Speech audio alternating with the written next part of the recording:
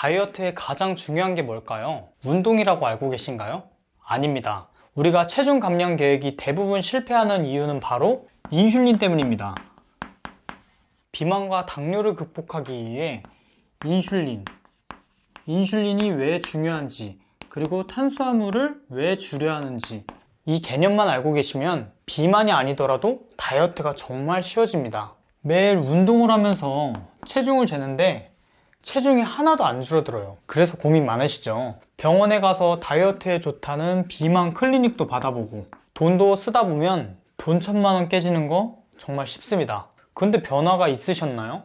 굶으면 2-3kg 정도는 빠지겠죠. 그럼 뭐 하나요? 다이어트를 몇 번 하다가 실패하면 요요 현상이 생기고 오히려 살은 더 찌게 됩니다. 이렇게 실패를 반복하면 다이어트 의지마저 꺾이게 되고 당뇨, 고혈압, 심혈관 질환 같이 건강도 나빠지게 됩니다. 그리고 다이어트를 약으로 빼시는 분들이 있어요. 식욕 억제제와 같은 약을 복용하다 보면 약에 내성이 생기게 됩니다. 처음에 먹던 약이 안 들기 시작하면서 양을 더 늘려야만 합니다. 이렇게 먹던 약을 끊게 되면 어떻게 될까요? 분명 오히려 살이 더 찌게 될 것입니다. 반대로 다이어트를 성공했다고 하더라도 방심할 수가 없습니다. 우리가 생각을 해보면 다이어트 할 때는 몸무게가 빠집니다. 안 빠진 경험은 없을 거예요. 근데 살이 빠진 후에 멈추면 몸무게가 다시 늘어나는 경험 있으시죠? 우리가 요요 현상을 겪는 이유가 너무 빨리 한 번에 많이 빼려고 하기 때문입니다. 오늘 인슐린을 낮추는 전략에 대해 7가지만 기억하신다면 여러분은 더 이상 다이어트 방법에 대해 휘둘릴 필요가 없어질 겁니다. 안녕하세요. 중년 건강 정보를 전달해드리는 다이어톡입니다. 먼저 영상 오른쪽 밑에 빨간 구독 버튼 눌러주시고 종 모양을 누르시면 앞으로 유익한 정보를 매주 전달해드리도록 하겠습니다. 결론부터 말씀드리면 우리가 체중 감량 계획이 대부분 실패하는 이유는 바로 인슐린 때문입니다. 우리가 살을 빼고 오래 살려면 인슐린에 대한 기본적인 지식에 대해 아셔야 합니다. 이 인슐린은 우리 에너지 대사에서 굉장히 중요한 호르몬이에요. 정말 제일 중요한 것 같습니다. 이 인슐린을 조절하지 못하면 30대, 40대 심장병 위험이 15배 커질 수 있다는 논문도 2015년에 발표된 적이 있어요. 당뇨병, 제2형 당뇨병 같은 혈관 질환의 원인이 되기도 합니다. 이것들이 우리 몸에 어떤 영향을 주는지 이해하게 되면 왜 우리가 탄수화물 섭취를 주의해야 하는지 관심을 갖다 보면 건강하게 몸을 유지하실 수 있을 거예요. 지난 시간에 인슐린을 가장 많이 분비시키는 게 탄수화물이라고 했어요. 우리가 음식을 섭취하면 췌장에서 인슐린이라는 호르몬을 분비합니다. 인슐린은 혈액 속의 포도당을 세포로 운반하고 혈당을 낮추는 역할을 해요. 그리고 남은 혈당을 글리코겐에 저장하는데 이 글리코겐을 더 이상 저장하지 못하게 될 때 지방으로 바꿔서 뱃살, 팔뚝, 허벅지 같은 곳에 지방을 저장시켜 체중이 늘어나게 되는 겁니다. 이러한 작용을 지방 신생 합성이라고 해요.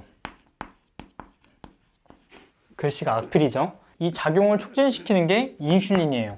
여기서 집중 잘 들어보세요. 이렇게 혈액 속에 인슐린 농도가 높으면 이미 있는 지방도 지방세포 안에서 지방으로 저장될 가능성이 높고 근육세포가 에너지로 전달될 가능성은 낮아지게 됩니다. 그래서 탄수화물과 지방을 함께 섭취하면 또는 한꺼번에 많이 먹게 되면 아무리 운동을 해도 살은 빠지지 않고 근육도 효율적으로 성장하지 못하는 거예요. 그리고 인슐린은 어떠한 음식을 먹어도 분비돼요. 특히 정제 탄수화물을 먹었을 때 가장 강력하게 증가하고 단백질을 섭취해도 인슐린이 분비됩니다. 근육을 키운다고 단백질을 과도하게 섭취하면 이것도 인슐린을 증가시키는 원인이 될 수 있습니다. 그리고 지방을 섭취할 때도 인슐린이 분비되는데 이건 아주 적게 증가해요. 하지만 반드시 기억하셔야 할 점은 탄수화물로 인슐린이 증가하면 함께 먹은 어떤 지방도 최적으로 태울 수가 없어요. 그리고 대부분 과체중이거나 건강이 좋지 않은 분들은 보통 이 인슐린 수치가 아주 높아요. 이런 상태를 고인슐린 혈증이라고 합니다. 인슐린 수치가 높은 데다가 인슐린이 제대로 일을 하지 않아서 몸에 잘 반응하지 않는 경우가 있어요. 그게 바로 인슐린 저항성이에요.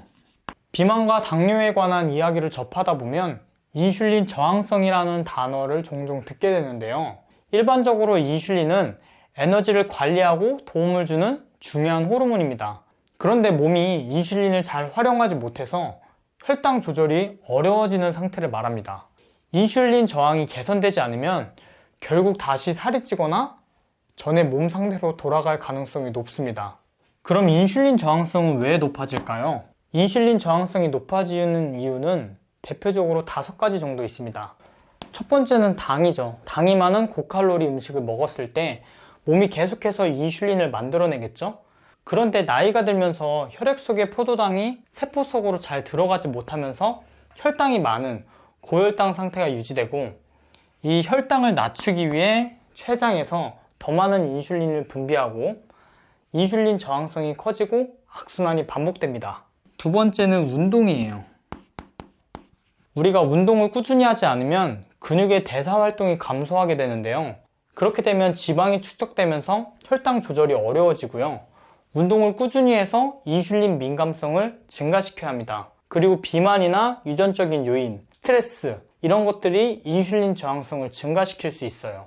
인슐린 저항성을 낮추려면 어떤 것을 드셔야 하는지는 조금 뒤에 설명드릴게요. 그렇다면 인슐린 저항성을 낮추려면 어떻게 생활 습관을 개선하는 게 좋을까요? 첫째는 탄수화물과 정제 탄수화물을 크게 줄이세요. 과도한 탄수화물은 과도한 인슐린을 유발한다는 점 꼭 기억하셔야 합니다. 뭐 있죠? 빵이나 과자, 그리고 뭐 치즈 스틱, 꽈배기, 감자튀김, 순대, 부대찌개, 라면 이런 것들 잠시 멀리 하시는 게 좋을 것 같습니다. 두 번째는 과당이에요.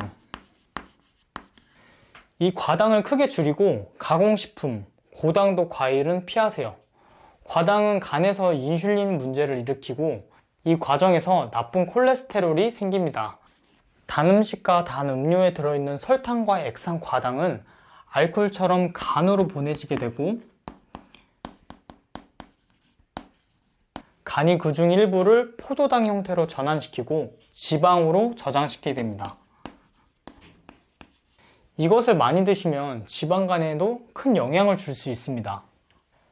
세 번째는 가공식품을 피하세요.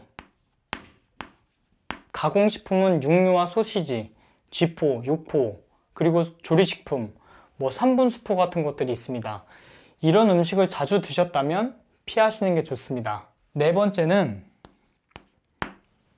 포만감을 유발하는 질 좋은 단백질을 충분히 섭취하세요. 네 번째는 단백질이에요. 단백질은 몸에 필요한 핵심 아미노산을 제공합니다. 단백질을 적절히 섭취하면 포만감을 오래 유지해 배고픔을 극복할 수 있어서 다이어트에 도움이 됩니다. 하지만 너무 많이 섭취할 경우 포도당으로 전환돼 인슐린 분비를 유발할 수 있습니다. 젊은 사람이나 활동량이 많다면 괜찮을 수 있지만 중년이 되면 호르몬 변화로 문제가 될 수 있습니다. 단백질에는 닭고기, 쇠고기, 돼지고기, 양고기, 계란, 두부, 콩 이런 것들에도 많이 있고, 생선 중에서는 광어나 가자미, 도미, 그리고 연어, 정어리, 청어 같은 곳에도 많이 있어요. 그리고 단백질은 쉐이크보다는 자연식품에서 단백질을 얻으시길 추천드립니다. 자, 5번째는 지방이에요. 근데 어떤 지방이에요? 건강한 지방을 섭취하려고 노력하세요. 이 탄수화물을 줄인 만큼 지방과 단백질, 식이섬유로 채워주셔야 하는데요. 지방은 탄수화물보다 포만감을 길게 유지하기 때문에 다이어트 하는데 도움이 많이 됩니다. 하지만 이 지방이 좋다고 해서 다른 영양소는 다 빼고 지방만 드신다거나 고지방 식단을 하시게 되면 그것도 인슐린을 증가시키고 다른 영양소의 혜택을 포기하시는 거기 때문에 건강한 지방으로 대체해 주시는 것이 좋습니다. 가장 건강한 지방은 물고기에 들어있는 지방인데 고등어, 연어 같은 곳에 많이 있고, 식물 공급원에서는 아보카도, 올리브, 코코넛, 견과류 등에서 섭취할 수 있습니다. 지방에 대해서는 또 따로 영상을 제작해서 자세히 알려드릴게요. 6번째는 식이섬유입니다. 야채가 주는 건강 혜택은 너무나 많기 때문에 식사에서 부족한 영양소를 야채로 채워서 드셔주시는 게 좋아요. 7번째는 운동인데요. 그리고 스트레스 관리예요. 여성 호르몬이 급격히 감소하는 갱년기에는 기초대사량이 떨어지기 때문에 젊을 때처럼 똑같이 먹고 똑같이 운동하면 살이 빠지기 어렵고 오히려 더 찔 수가 있습니다. 그래서 중년에는 체계적으로 운동하는 것이 중요합니다. 또한 만성 스트레스는 코르티졸이라는 호르몬이 분비되면서 인슐린을 증가시킵니다. 스트레스가 체중을 조절하는데 심각한 반응을 하는데 수면에도 영향을 주고 혈당에도 영향을 주다 보니 나에게 맞는 스트레스 해소 방법을 찾아보시는 것도 좋을 것 같아요. 자, 오늘 내용 어떠셨나요? 인슐린 이외에도 살이 안 빠지는 이유들이 많아요. 그 중에서도 인슐린이 가장 중요하다는 점 꼭 기억하시고 미래의 건강은 여러분이 선택하는 것입니다. 식단과 운동 관리 잘 하셔서 건강하고 팔팔한 100세까지 모두 장수하시길 바랍니다. 다음 시간에는요, 중년에 정말 중요한 지방에 대해서 자세히 다뤄보겠습니다. 궁금하신 분들은요, 아래에 댓글 남겨주시고 어떻게 식단하셔야 하는지 건강 자료는 고정 댓글에서 무료로 다운받을 수 있는 링크를 올려드릴 테니 관심 있으신 분들은 보시고 주변에 공유 많이 해주세요. 모두 건강하세요. 다이어터기였습니다.